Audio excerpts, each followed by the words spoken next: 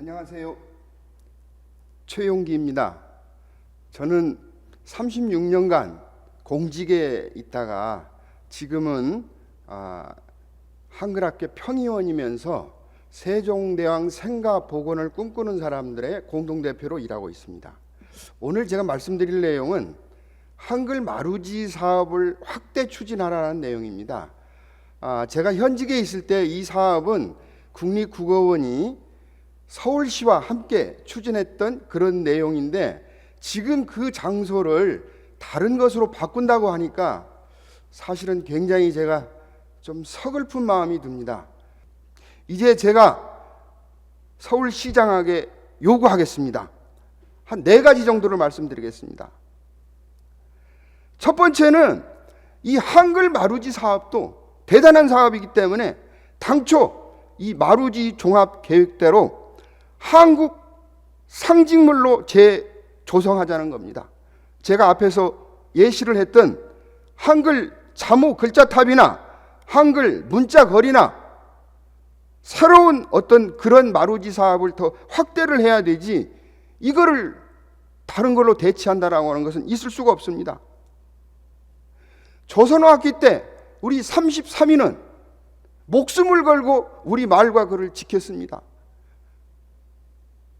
종로 경찰서, 함흥 형무소 이런 데에 이분들이 갇혀서 심지어 2분은 옥사까지 했습니다. 이윤재 선생하고 한징 선생은 엄청난 고통 속에서 견디지 못하고 돌아가셨습니다. 다른 분들도 6년, 5년, 4년 이런 옥살이를 했는데 이분들에 대해서 우리 국민들이 아는 사람이 별로 없어요. 겨우 몇몇 한글학교 회원들만 이런 것을 알고 있는데, 저는 이런 이분들에 대해서 알리는 그런 부조상을 만들고 교육장소를 만들어야 된다고 보고요.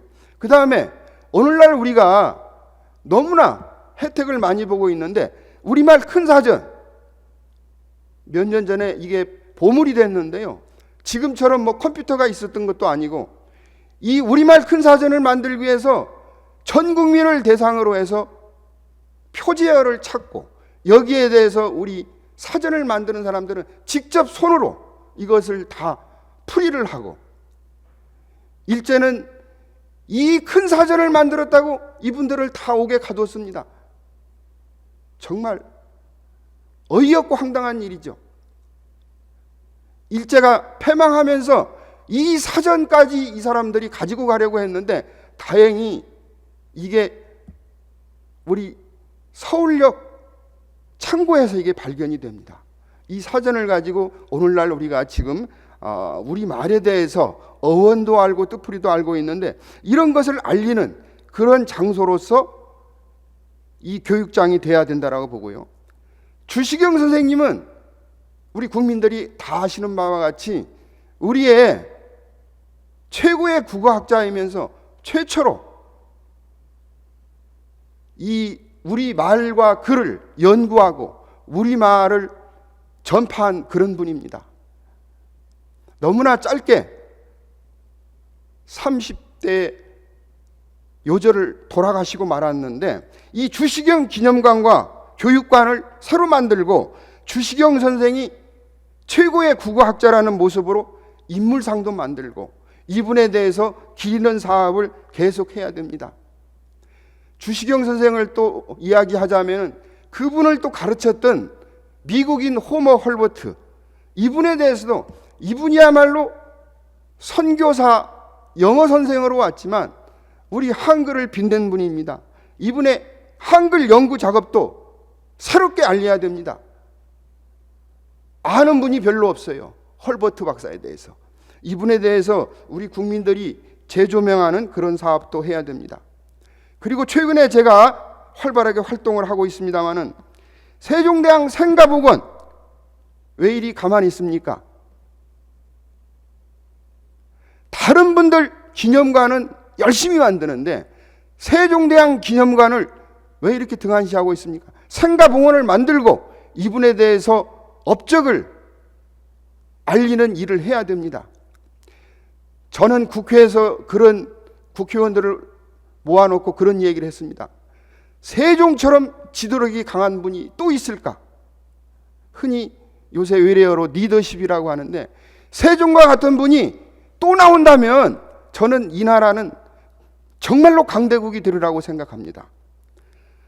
우리가 한류가 요새 뜨고 있는데, 제가 세종학당을 만드는 일도 사업을 했습니다마는 이 한류의 근본이 어디에서 나옵니까? 바로 이 한글에서 시작됩니다.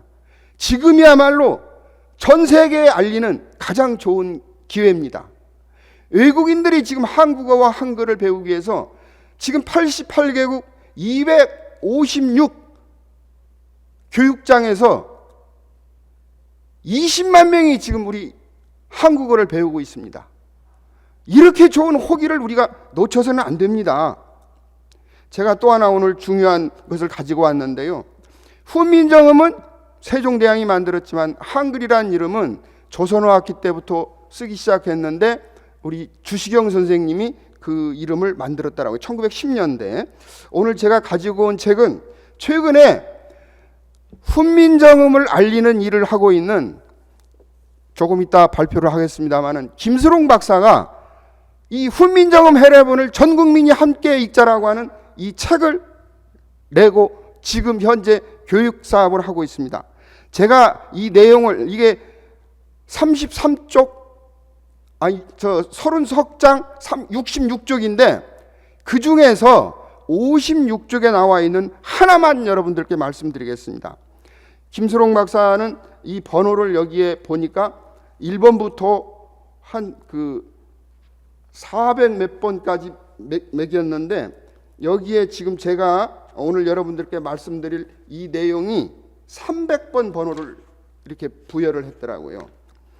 이 대동천고 계몽용 이 부분인데, 이거를 그대로 해석한다면은 우리 결의가 오랜 역사의 어둠을 비로소 밝혀주셨다, 우리 결의에게. 이거는 글자 그대로 해석입니다. 다시 말해서 우리 국민들이 목매한데 이 글자를 만들므로써 우리가 어둠을 밝혔다, 이렇게 직역을 했어요. 저도 물론 그렇게 배웠습니다. 저는 여기에다가 하나를 더 추가하고 싶어요. 이 내용이 뭐냐면은, 대동이라고 하는 것은 우리나라인데 우리나라가 작은 나라가 아니라 큰 나라다. 천고는 옛날부터 우리 민족이 문화민족이었는데 이거를 기록하지 못했다. 그런데 이제 이 훈민정음을 가지고 기록을 함으로써 전 세계 문자가 없는 나라에 이 문자를 보급하고 이것으로 한민족, 다시 말해서 우리나라 사람들이 전 세계를 끌어가는 그런 일을 해야 된다라고 저는 이렇게 의역을 하고 싶습니다. 이 지구상의 언어는 7천여 개가 있다고 합니다. 그런데 문자는 100여 개도 되지 않습니다. 문자 단계로는 한글이야말로 최고 단계입니다. 제가 국어학자이기 때문에 여러분들께 이 글자 단계를 좀 말씀드리겠습니다. 첫 번째, 가장 밑에 있는 글자 단계가 상형, 보고 본뜨는 문자입니다. 아마 이집트 문자나 중국의 어떤 동굴에 있는 그 한문의 모습이 그런 단계일 겁니다. 두 번째, 이것을 가지고서 그림 문자죠. 그림 문자. 이것을 가지고 문자를 형상화한 것이 상형 문자입니다. 밑에서 두 번째입니다.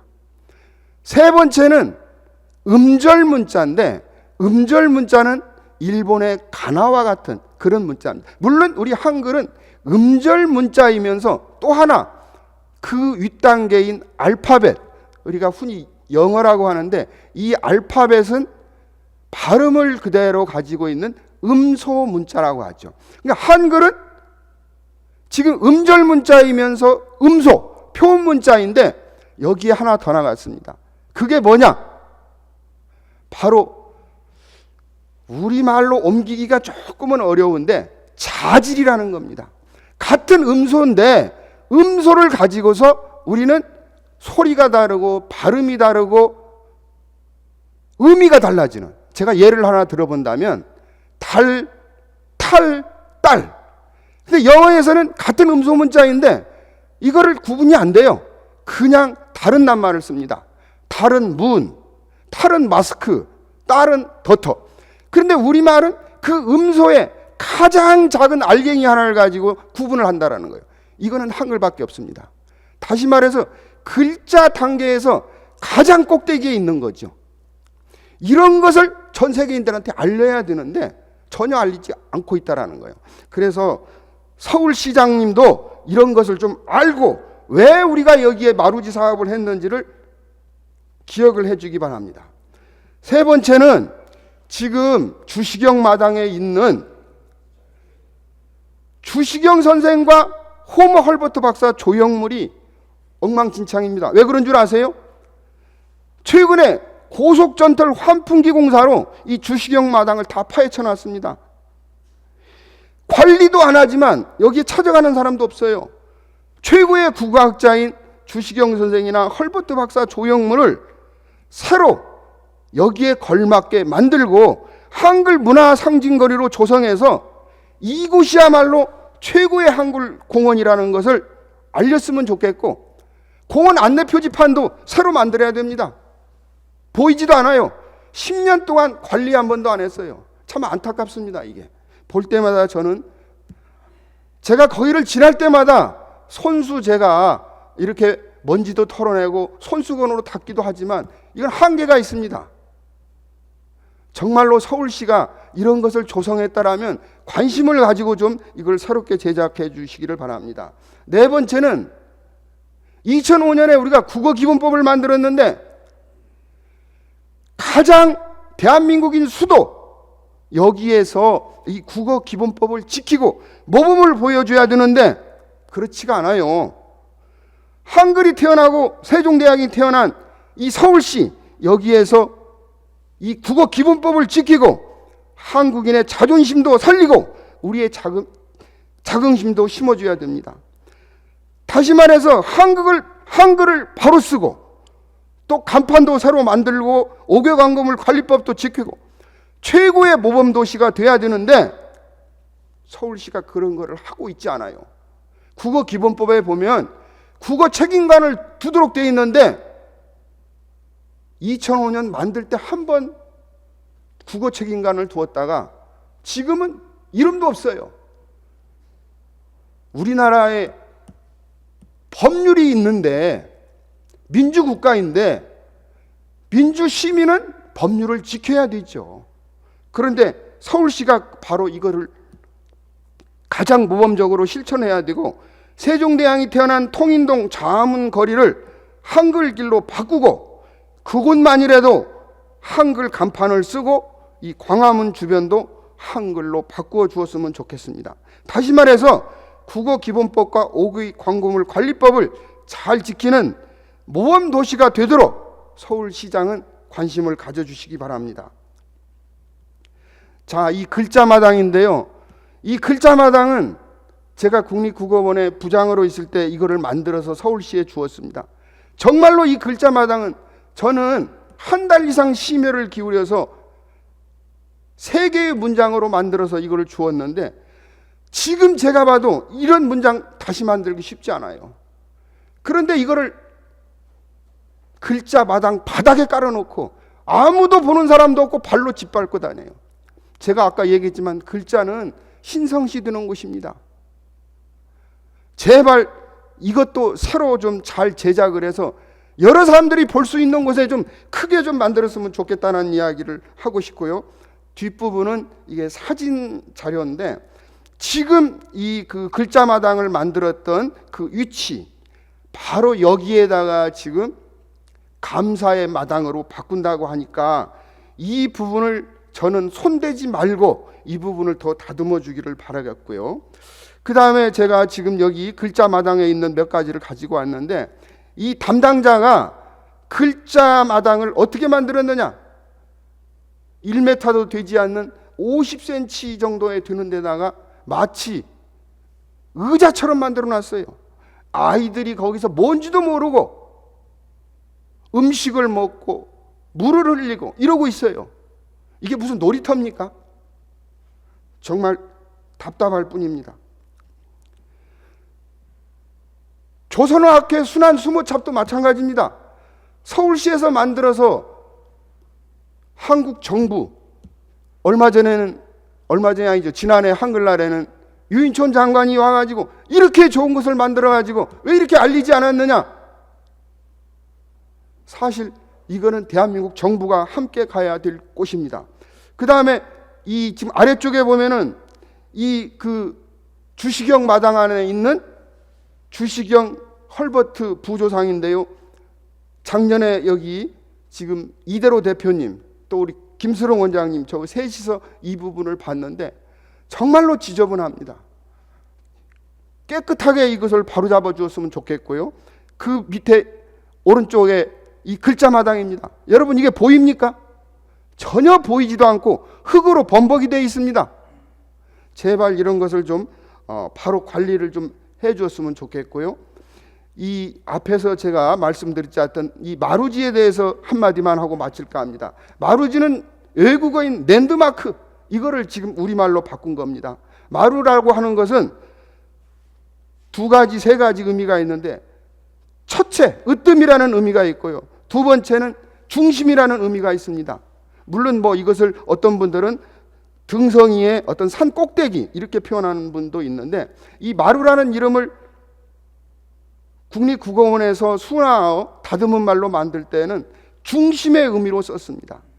그 다음에 지는 이 사업을 한 번에 끝내지 말고 계속하라는 의미를 두고 했는데, 이 지도 한자어 땅지가 있지만 우리말 전미사 가락지 허벅지처럼 이런 지도 있습니다. 그래서 이 마루지는 으뜸이 드는 사업을 계속 추진해 가자, 가장 으뜸되는 건물이나 지형에서 이 사업을 해 나가자는 겁니다. 제발 저는 서울시에서 이런 것을 알고 실천을 해주기를 바라고요. 마지막 하나 건의는 세종대왕 생가터 복원을 가장 우선시해서 실천해 주기를 바랍니다. 감사합니다.